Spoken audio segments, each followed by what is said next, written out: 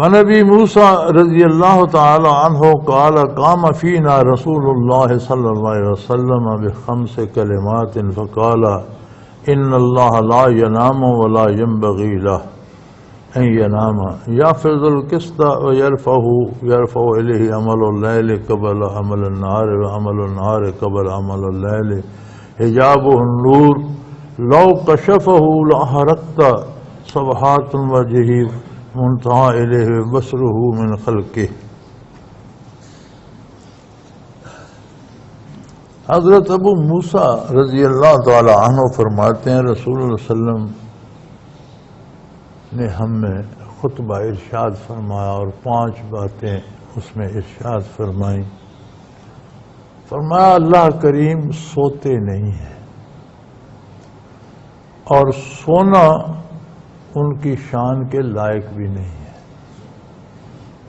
سونا ان کمال میں ایک کمی ہے، سو جاتا ہے جو اس میں بالکل وہ مردے کی طرح ہو جاتا ہے۔ فرمایا اللہ کو زیب بھی نہیں دیتا کہ وہ سو جائے، لہذا اللہ کریم کے لیے نیند نہیں ہے، اللہ سوتے نہیں ہیں۔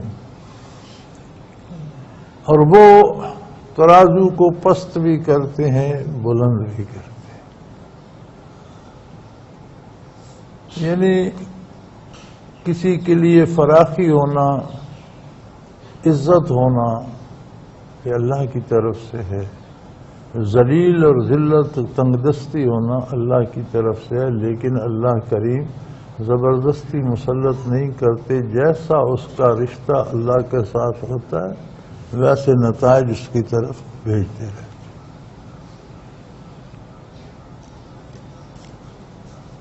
ویسا قادر ہے کہ ایک ملک کا سربراہ ہوتا ہے اور اس کے پیچھے بھی لوگ لگا دیتے ہیں، وہ چور چور چور، پولیس گرفتار، عدالت، یہ کیا ہے؟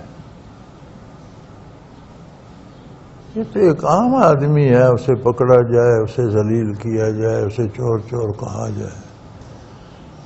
ایک 20 کروڑ بندوں کا سربراہ ہے، ملک کا اعلیٰ ترین عہدہ ہے اس کے پاس، کیا وہ سفید کا مالک ہے؟ اب اس کی مرضی کہ اس منصب پر بٹھا کر بھی اسے چوروں میں شامل کر دے تو وہ قادر ہے۔ عزت و ذلت تو اس کے پاس ہے نا۔ وہاں بات بگڑی تو یہاں بھی پیچھے کبھی پولیس لگی ہوئی ہے، کبھی وہ چور چور کہا جا رہا ہے۔ کیا عجیب بات نہیں ہے؟ آپ کو کبھی خیال نہیں آتا کہ یہ کیسی عجیب بات؟ محلے گلی محلے میں کوئی سفید پوش بندہ رہتا ہو تو اس کا بھی ایک احترام، ایک عزت، ایک مرتبہ ہوتا ہے، لوگ منہ پھاڑ کے اس کے خلاف بات نہیں کرتے۔ کہاں ملک کا وزیر اعظم 20-22 بلکہ یہ 18-20 کہتے ہیں 25 کروڑ کے لگ بھگ آبادی ہے پاکستان کی، غریبوں کو تو گنتا ہی کوئی نہیں نا، خانہ بدوشوں کو کس نے گنا ہے، کچے گھروں کو اور جنگل میں بنی ہوئی جھوپڑیوں کو کون گنتا ہے؟ تو یہ 25 کروڑ بندوں کا جو سربراہ ہے وہ عدالتوں میں پیش ہو رہا ہے اور پولیس وارنٹ لیے پھرتی ہے، اور جو اس کے ماتحت ملازم ہیں وہ تفتیش کر رہے ہیں، وہ چوری پکڑ رہے۔ کمال نہیں ہے؟ عجیب بات نہیں ہے؟ ایسا کیوں ہو رہا ہے؟ وہ ترازو کو پست کر دیتا ہے، بلند کر دیتا ہے۔ اس کے احکام میں ڈنڈی ماری جائے تو نتائج ایسے ہی ہوتے۔ ہم نے یہ سمجھ رکھا ہے کہ نمازیں پڑھ لو تو اللہ کا حق ادا ہو گیا، باقی جو مرضی، ایسا نہیں ہے۔ نماز کا مطلب ہی یہ ہے کہ باقی زندگی کے افعال اتباع اطاعت الہی میں آ جائیں۔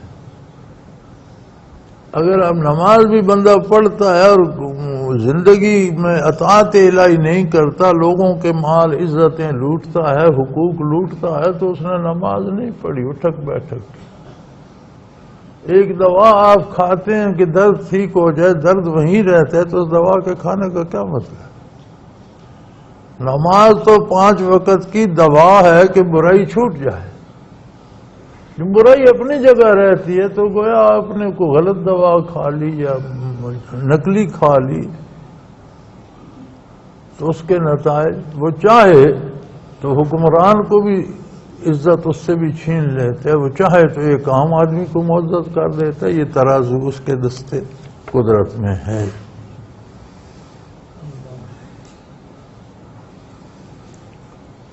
رات کے عمل دن کے عمل سے پہلے اس کی طرف اٹھائے جاتے ہیں اور دن کے عمل رات سے پہلے اس کی طرف۔ جب کوئی کرتا ہے اس کی بارگاہ میں بات واضح، وہ پہلے سے جانتا ہے یہ کرے گا، پہلے بھی جانتا ہے، جب کرتا ہے تب بھی اسے پتہ ہوتا ہے گویا جو کچھ ہم کر رہے ہیں اللہ کریم کے روبرو کر۔ وَهُوَ مَعَكُمْ أَيْنَمَا كُنتُمْ، تم حرم الہی میں ہو یا سجدہ کر رہے ہو وہ تمہارے ساتھ ہے، تم چوری کر رہے ہو یا ڈاکہ کر رہے ہو وہ تمہارے ساتھ ہے۔ جو تم کر رہے ہو، جس ارادے سے کر رہے ہو، جس خلوص اور توجہ سے کر رہے ہو، وہ سب وہ دیکھ رہا ہے، نتائج اس پر مرتب ہوتے رہتے اور اس کا پردہ نور کا ہے۔ اگر وہ پردہ ہٹا دے تو کائنات میں کچھ باقی نہ رہے، ہر چیز جل کر تباہ ہو جائے۔ تجلیات باری کو، خالق کی تجلیات کو برداشت کرنا مخلوق کے بس میں نہیں ہے۔ شاہ عبد القادر رائے پوری رحمت اللہ تعالی علیہ فرماتے تھے کہ میں نے اس بات پہ بڑا غور کیا، بھئی جو کرتا ہے اللہ کرتا ہے، لیکن جو ہوتا ہے اس میں ہم اللہ کا نام نہیں پاتے۔ یہ فلاں وجہ سے ہو گیا، یہ فلاں وجہ سے ہو گیا، یہ گرمی کی وجہ سے اسے بخار ہو گیا، سردی کی وجہ سے اسے نمونیا ہو گیا، یہ غلط سودا تھا نقصان ہو گیا، اس نے اچھا سودا کیا نہ۔ کوئی نہیں کہتا کہ یہ کام اللہ نے کیا، کوئی اللہ کی عظمت آنکھوں سے اوجھل رہتی ہے۔ ہر کام کا سبب نظر آتا ہے، اس کے نتیجے میں یہ ہو گیا، مسبب الاسباب کو نظر آتا۔ بہت بڑے عالم تھے، بہت بڑے، اس عہد کے ان علماء میں سے تھے جو متقدمین کی مثال ہے۔ فرماتے ہیں میں نے بڑا سوچا اور سوچتا رہا، بالآخر میں اس نتیجے پہ پہنچا کہ اگر اسباب کا پردہ نہ ہو، ذات باری براہ راست سامنے ہو تو پھر بچتا کچھ نہیں، ہر چیز جل کر تباہ ہو۔ اس لیے کائنات اسباب کے پردے میں چل رہی ہے، پیچھے اسی کی ذات ہے لیکن سامنے اسباب کا پردہ ہے۔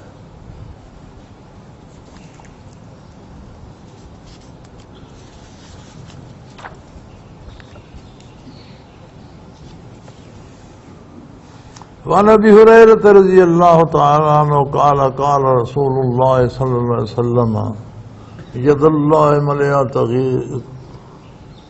تغیظها نفقۃ ساع اللیل والنہار رأیتم ما انفق مذ خلق السماء والارض فانه لم یغض ما فی یده وکان عرشه علی الماء وبیدہ المیزان یخفی یرفعہ۔ حضرت ابو ہریرہ رضی اللہ عنہ سے روایت ہے، رسول اللہ نے فرمایا کہ اللہ کا ہاتھ تو بھرا ہوا ہے، یعنی اس کے خزانوں میں کوئی کمی نہیں، رات اور دن کا خرچ اسے کم نہیں کرتا۔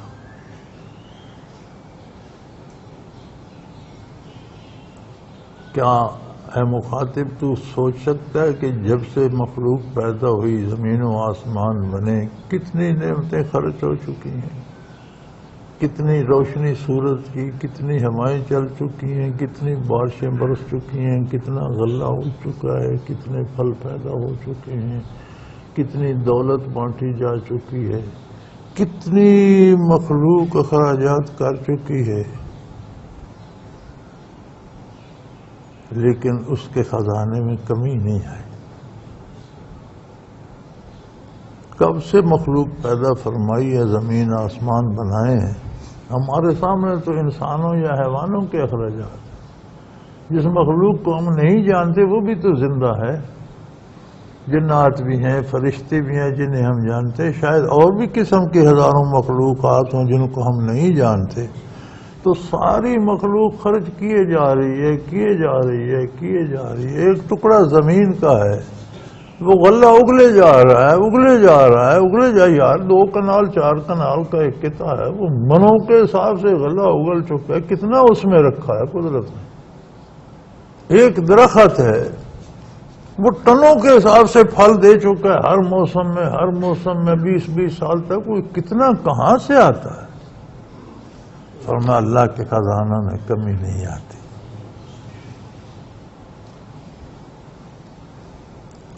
پھر آپ صلی اللہ علیہ وسلم نے فرمایا کہ اس کا عرش تو پانی پر تھا، یعنی کچھ بھی نہیں تھا. سب سے پہلے عرش الہی تخلیق کیا گیا اور پانی کی تخلیق ہوئی. 2 چیزیں تھیں، کچھ بھی نہیں تھا. تو اس نے ساری کائنات محض عدم سے بنا دی. یعنی کوئی مادہ نہیں تھا جس سے چیزیں بنائی جاتی، کوئی مٹیریل نہیں تھا، محض پانی تھا. یہ عرش الہی تھا. یہ پہلی تخلیق تھی. اللہ نے پانی پیدا فرمایا، عرش الہی پیدا فرمایا. کچھ بھی نہیں، اور کوئی مٹیریل نہیں تھا، کوئی گارا نہیں تھا، کوئی مٹی نہیں تھی، کوئی پتھر نہیں تھا، کوئی چیز نہیں تھی جس سے چیزیں بنتی. عدم سے اتنی تخلیق کر دی، عدم سے چیزوں کو وجود دے دی. کچھ نہ ہونے سے سب کچھ بنا دیا. ایسا قادر ہے. تو آئندہ بھی فرمایا ترازو اس کے ہاتھ میں ہے، بلند کرتا ہے یا پست کرتا ہے. یعنی فیصلے اس کے دست قدرت میں ہیں. اگر کوئی خوشحال رہنا چاہتے تو اللہ سے بنا کر رکھے. یعنی خوشحالی تمہارے شعور، تمہاری دانشمندی، تمہاری عقل پر نہیں ہے، اس کی عطا پر ہے. تمہارا معاملہ اس سے درست ہے تو ساری باتیں درست ہیں. عقل بھی آ جائے گی، شعور بھی آ جائے گا، آزادی بھی نصیب ہو جائے گی، عزت بھی نصیب ہو جائے گی، دولت بھی نصیب ہو جائے گی. ادھر سے بات بگڑ گئی تو تم صحیح بھی کرو گے، نتائج الٹے آئے. اور مسلم کی ایک روایت میں ہے، فی روایت المسلم ہے، یمین اللہ ملعا، اللہ کی قدرت کا دست قدرت بھرا ہوا ہے. قال ابن النمیر ملعان سعاء لا یغیظها شیم لیل والنہار. قدرت کا ہاتھ بھرا ہوا ہے. ابن نمیر رحمۃ اللہ تعالی نے فرمایا وہ ہمیشہ دینے والا ہے، رات اور دن، اور کوئی عطا اس کے خزانوں کو کم نہیں کرتی. عنہ قال سئل رسول اللہ صلی اللہ علیہ وسلم عن ذراری المشرکین قال اللہ اعلم بما كانوا عاملین. اسی ابو ہریرہ رضی اللہ عنہ سے روایت ہے، رسول اللہ صلی اللہ علیہ وسلم سے مشرکین کی اولاد کے بارے پوچھا گیا کہ یا رسول اللہ یہ کافر و مشرک جو ہیں، ان کے معصوم بچے جو مر جاتے ہیں ان کا کیا ہوگا؟ آپ صلی اللہ علیہ وسلم نے فرمایا اللہ اعلم بما كانوا عاملین، اللہ بہتر جانتے ہیں کہ ان کا کیا فیصلہ ہو. انسانی مزاج ہے نا، جو چیز اپنے سامنے اس کی فکر چھوڑ دیتے ہیں، دوسرے کا کیا ہوگا. بھئی سب سے پہلے تو یہ فکر کرو کہ میرا کیا بنے گا،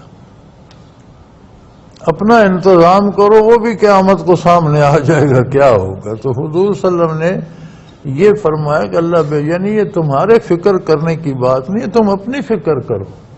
مقصد عالی یہ نظر آتا ہے کہ مراد یہ تھی کہ تمہیں اپنا اطمینان ہے، نہیں ہے تو اپنے لیے محنت، اپنی فکر کرو، اپنی جان تو بچاؤ، پھر وہاں سامنے آ جائے گا کہ ان کا فیصلہ کیا ہوتا ہے. اپنا چھوڑ کر دوسروں کے پیچھے بھاگتا رہتا ہے انسان، اس کا کیا ہوگا، وہ کیسا ہے، وہ کیا کر رہا ہے.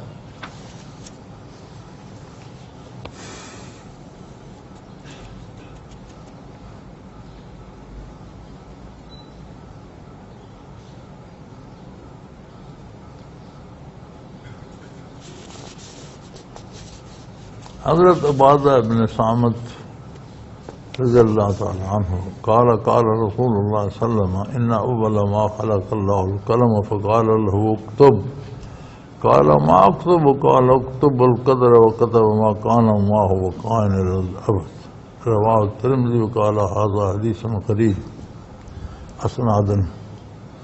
حضرت عبادہ بن صامت رضی اللہ عنہ سے روایت ہے کہ رسول اللہ نے فرمایا سب سے پہلے اللہ نے قلم کو پیدا فرمایا اور اسے کہا لکھ. اس نے عرض کی اللہ کیا لکھوں؟ فرمایا جو چیز ہو چکی ہے اور جو ہونے والی ہے آئندہ وہ لکھ. اس نے قیامت تک ہونے والی ہر شے لکھ دی. ترمذی نے فرمایا کہ یہ حدیث اپنی سند کے اعتبار سے غریب ہے، یعنی اس کی سند اس پائے کی نہیں جو صحیح حدیث کی ہوتی ہے، لیکن مفہوم اس کا بھی وہی ہے کہ اللہ کریم ازل سے جانتے ہیں. مخلوق نہیں تھی تو بھی وہ جانتے تھے کہ میں مخلوق پیدا فرماؤں گا، کون کیسا ہوگا، کس کا رنگ کیا ہوگا، قد کیا ہوگا، کردار کیا ہوگا. اس کا علم ازلی ہے، ہمیشہ ہے، ہمیشہ سے ہے. اور ایک فرقہ ہے ہمارے ہاں، اس کا ایک عقیدہ ہے، اسے عقیدہ بدع کہتے ہیں. بدع کا مطلب ہے ابتداء کرنا، شروع کرنا. اسی سے بدعت بھی ہے، کوئی نیا کام شروع کر دینا جو شریعت میں پہلے نہ ہو، اسے بدعت کہا جاتا ہے. عقیدہ بدع یہ ہے کہ اللہ کریم کو پتہ نہیں ہوتا کہ کیا ہوگا، جب کام ہو جاتا ہے تو اللہ کو پتہ چلتا ہے کہ وہ اس نے تو یہ گڑبڑ کر دی. یہ جتنی احادیث مبارکہ گزری ہیں ان سب نے اس کو یکسر مٹا دیا کہ مخلوق نہ تھی. اللہ کریم ازل سے جانتے ہیں کب کون سا ذرہ منصع شہود پر آئے گا، اس کے آنے سے کیا اثرات ہوں گے، کیا نہیں ہوں گے. اس کا علم اس کی ذات کی طرح ازلی و ابدی ہے، غیر فانی ہے. ایسا نہیں ہے کہ کوئی علم اللہ کے پاس نہیں پھر اسے حاصل ہو گیا. کوئی صفت اللہ کی ایسی نہیں ہے کہ پہلے نہیں تھی پھر اس نے حاصل کرنے. اس کی ذات قدیم ہے، اس کی صفات قدیم ہے، اس کا علم قدیم ہے، اس کی قدرت قدیم ہے. وہ حضر ہمیشہ سے ہے، ہمیشہ کے لیے ہمیشہ رہے گا. وآخر دعوانا ان الحمدللہ رب العالمین.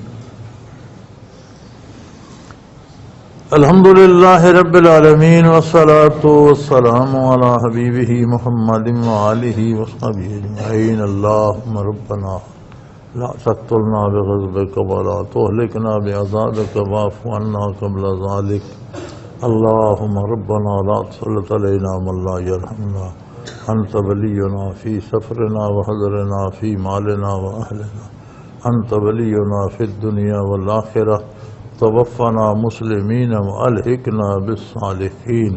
وصلی اللہ تعالی علی حبیبہ محمد وعلی صحبہ برحمتک یا